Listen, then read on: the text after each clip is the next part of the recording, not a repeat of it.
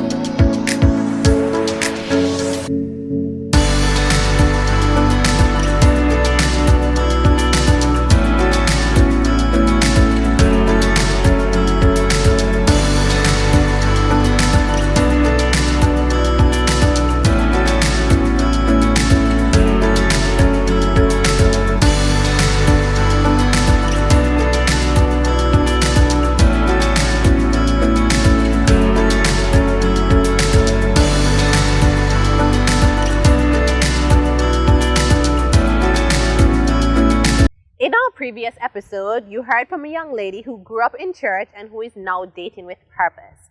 Today, you will hear from a young lady who did not grow up in church, who had a secular past, but who is now dating with purpose. Help me welcome Azaelia. Hi. So how are you today, Azaelia? I'm good.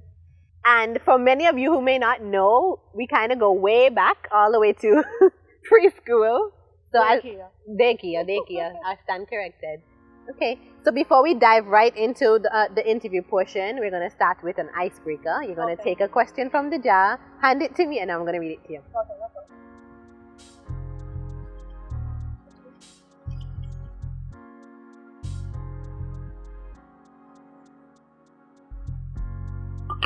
Okay, thank you.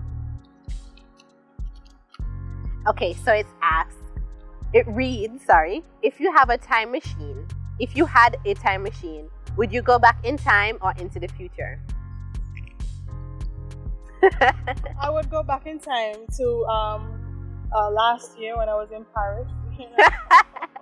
That's a good answer. How was that experience? Was it beautiful? Like the TV shows it? So good, words can't explain. It was so amazing. Like I couldn't believe, I'm hoping to go back soon. After all this corona. Take me with you. Huh? Take me with you. What is that? Take me with you. Probably the Sahara. Anyway, let's get right into the interview. Just describe your life as a child. What kind of household did you grow up in? My life growing up was pretty good. I didn't grow up in a household with both parents, but they were equally involved in my life.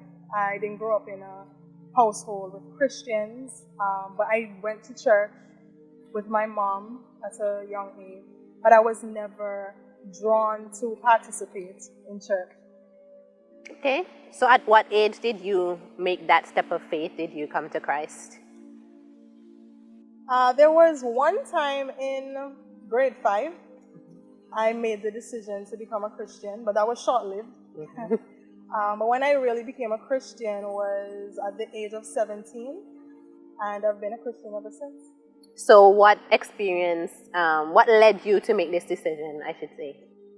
At the point in time in my life, I felt particularly lost. I actually got saved while talking on the phone with an unsaved friend. I couldn't see a silver lining at the end of the tunnel, and I just felt like I wanted to make a change, and try it out. Okay, so you said that you didn't grow up in a Christian home, so who did you have support from? Did you have support from other family members, other friends? Well, when I became a Christian, I was at college, so I joined UCCF, and that was my foundation. Like, I wouldn't be the Christian I am today if it was not for that community. In terms of family members, there was one particular family member who really got under my skin as soon as I became a Christian, and I'm not exactly sure where that came from, and it's something that I still go through today, but I'm growing and I'm learning. That's Okay. all I can say about that. For viewers who may not know what UCCF stands for, can you give us a little explanation on what Well, it is? UCCF stands for University College Christian Fellowship, and it's international, and it has a regional body as well. And what are some things that UCCF did?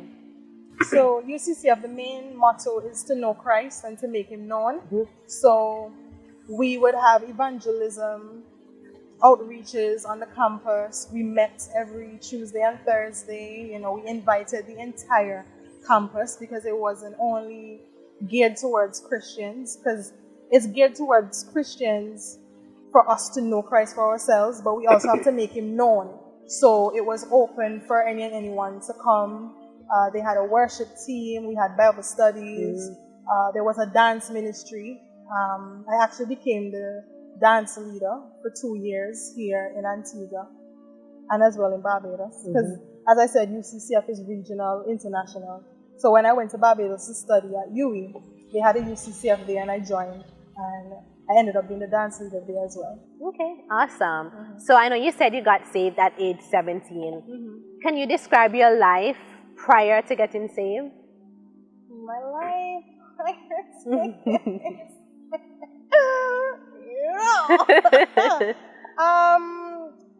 for me, I was a very sexual person. I still consider myself to be a sexual person, you know, but not in the context of when I was unsaved. Because for me, I feel like sex is such a good thing. You know, God created it, and not in terms of doing it, but talking about it and being real about it. So I've just been able to, I guess, find a way to talk about sex in a way that gratifies God and the way we as Christians should live our lives. Okay, so that kind of ties into my next question. What are some things that you had to give up now that you were on your new faith, your new journey of Christianity? Hello. Sex. Baby. But to be honest, it's not as difficult as I thought it would be. You know, for some females, they experience different things during their menstrual cycle. And during your menstrual cycle, one of those things is that you may be extremely horny, right? And I kid you not, I became saved like 2 or 3 days before my menstrual cycle. And the last time prior to that was the last time I ever had that feeling. To date, I have not had that feeling. And that is all God, because all of a sudden I'm a Christian and it no longer happens. Like, hello. You know? So you fill in with God and starve the flesh. Definitely. So being the only Christian in your household, how difficult or how easy was this for you? Well, remember that one family member I would have mentioned. When I first became a Christian, I don't know where it came from. And this is an individual that believes in God, you know. So I was provoked to the point where I wanted to throw my hands, because I couldn't understand all of a sudden, out of the blue, like, you believe in the same God that I believe in, and I made a decision to become a Christian, and you're treating me this way. You know, it was very frustrating. And over a period of time, I came to realize that God was using this person to build my character. But at the same time, I felt as, okay, God, like, I'm not the only person whose character needs to be built in this situation. Like, you know. But I've been growing, and I have been getting better at having self-control. And that also reminds us that we're not fighting against the person, the flesh, but we're fighting powers, against principalities. definitely. So let's get to the meat of it all. How is your dating life now? How is my dating life now? I would say it's pretty good. For me personally, when I became a Christian, I wasn't interested in being in a relationship. I thought to myself, if I meet someone and things become serious and we get married, we get married. If I stay single for the rest of my life, I stay single for the rest of my life. I never grew up thinking about what my wedding is gonna be like and the colors. Like I didn't have that train of thought growing up. It is what it is, type of vibe. There was one point in time I met someone, but things didn't kick off. You know what I'm saying? And I'm happy because for me, I'm not a person that wants to waste my time and my emotions. I don't like the idea of dating around. I was content in being single. So you definitely believe in dating with purpose, dating for the intention to be married. For sure. Yes, I know you kind of explained this in the previous question, but how different would you say dating before you were a Christian compared to dating now?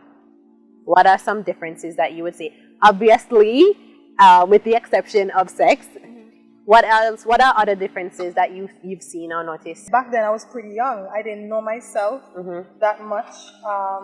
But during the time of me becoming a Christian up until now, I have grown to know myself more. So I know what I want. Like I know what I'm looking for. So in the event that somebody comes along, I'm not going to be in a place where I don't know what I want.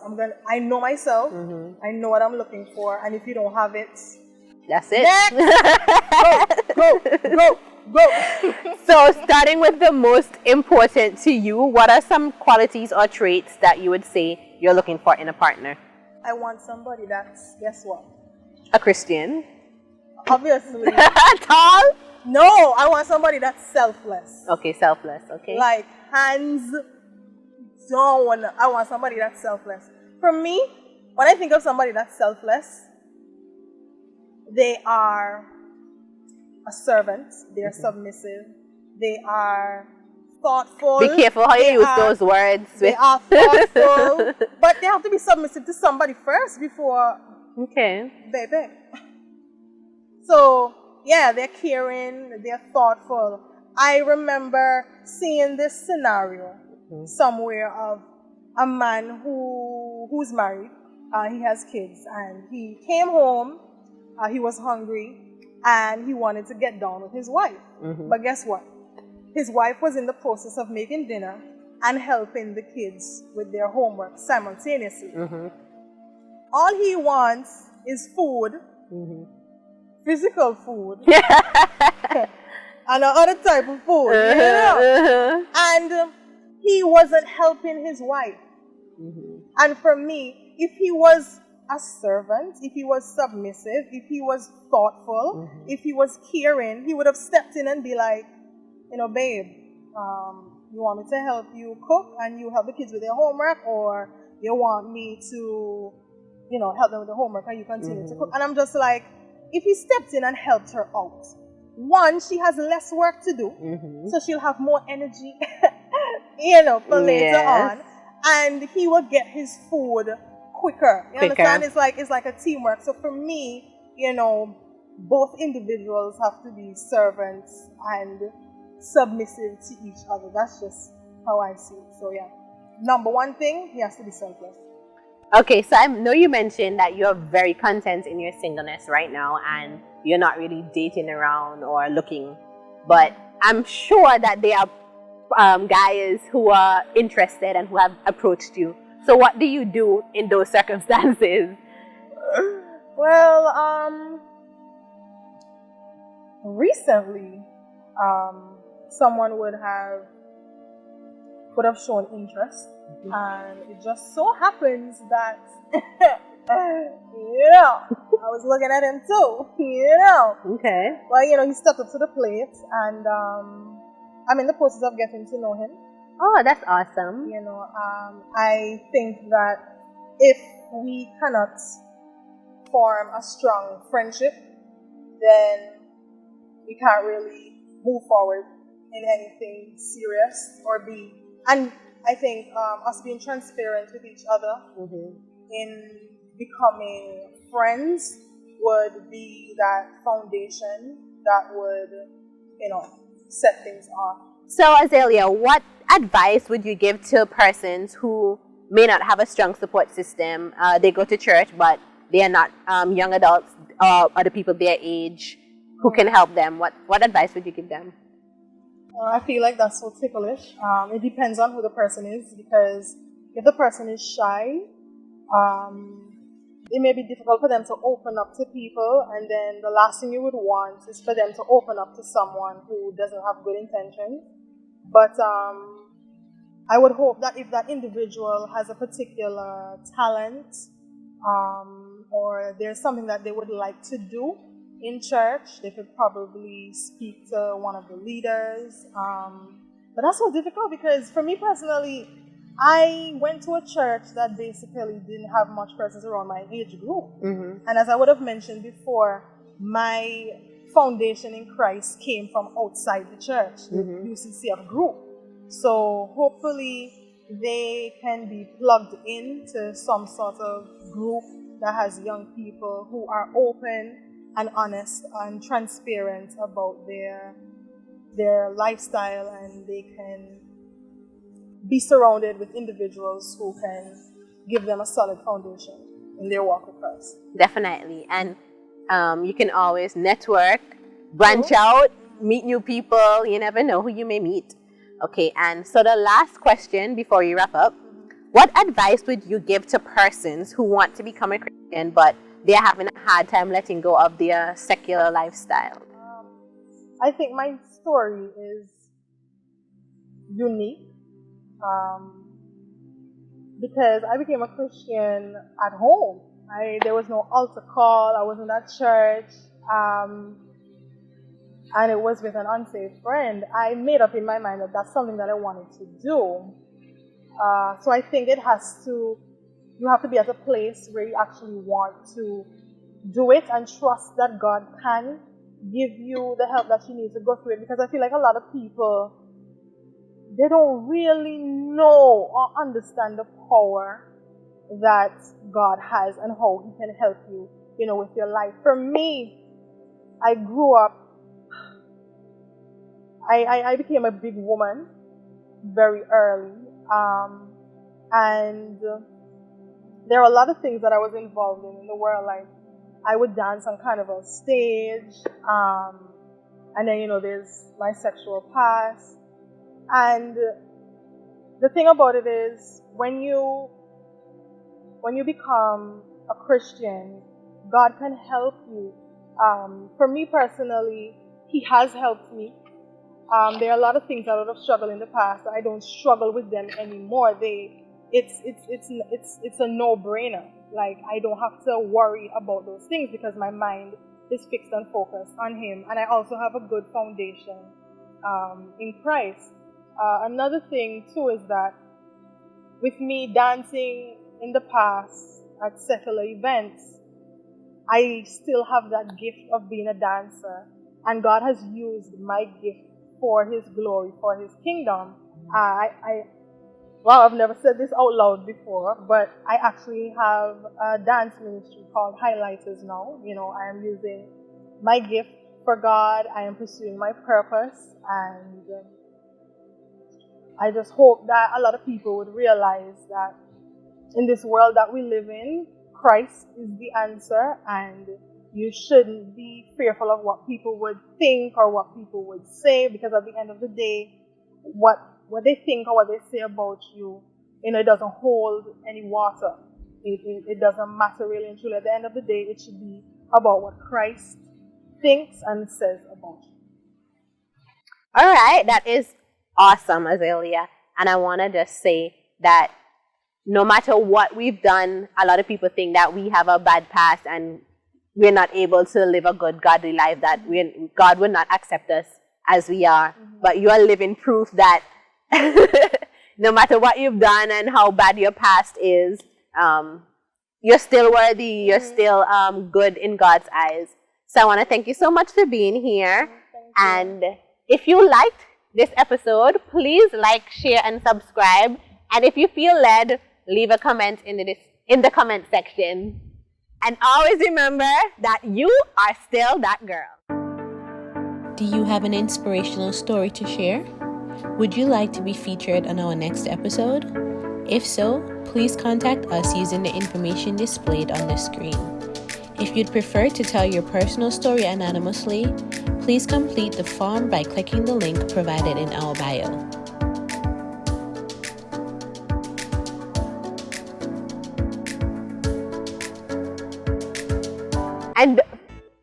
And always